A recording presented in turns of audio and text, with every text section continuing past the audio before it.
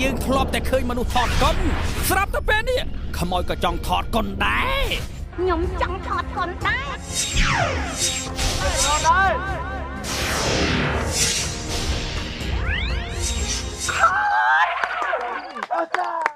អូយ perfect រឿងខ្មោចថតកុនថ្ងៃក្រោយបើចង់ផោមដាក់ silent ផងអូយ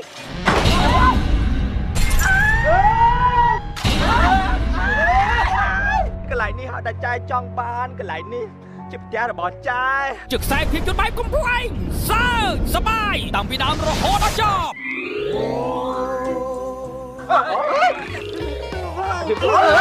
អានេះសុំទោសណាលេងហ្នឹងគេតែខ្ញុំនេះជាពូជមន់ចែណាពូជខ្ញុំគឺជាពូជមន់កកបើចង់សាបានតាហ៎ណែអានេះក្បាច់ខ្នាណាហើយខ្នាណាស្អុយមែនអានេះច្រាញ់ខ្នោខ្ញុំភ័យរន្ធត់តក់ស្លូត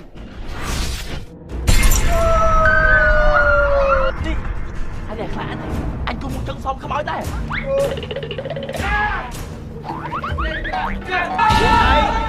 នឹងត្រូវស្លាប់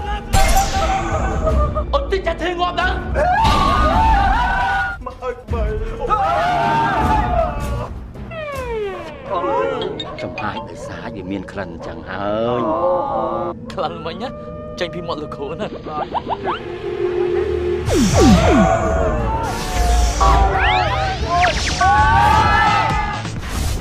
ស្នេហាផ្អែមត្រជាអណ្ដែតអណ្ដូងបន្ទប់តែឯងគេហ្នឹង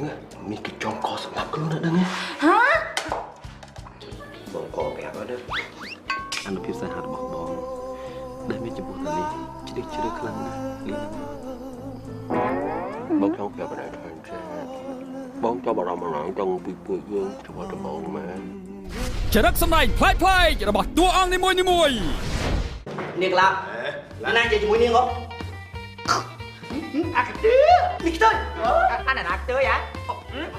ទៅមកពីណាហ៎ឈីនឹមតែនោមចាប់ឲ្យស្លៀកស្រងហ៎ស្លៀកបានហ៎គិតថាចាហ្នឹងងាយសម្លាប់ណាស់ទៅនាងកន្លា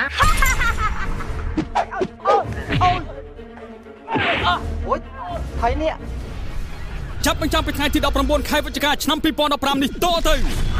នៅរោងភាពយន្ត Major Cineplex ផ្សារទំនើប Eon រោងភាពយន្ត Legend ទូកោករោងភាពយន្ត Legend City Mall រោងភាពយន្ត Legend មានជ័យរោងភាពយន្ត Platinum Cineplex ផ្សារទំនើបសូរិយារោងភាពយន្ត Platinum Cineplex ខេត្តសៀមរាបនិងរោងភាពយន្តលុច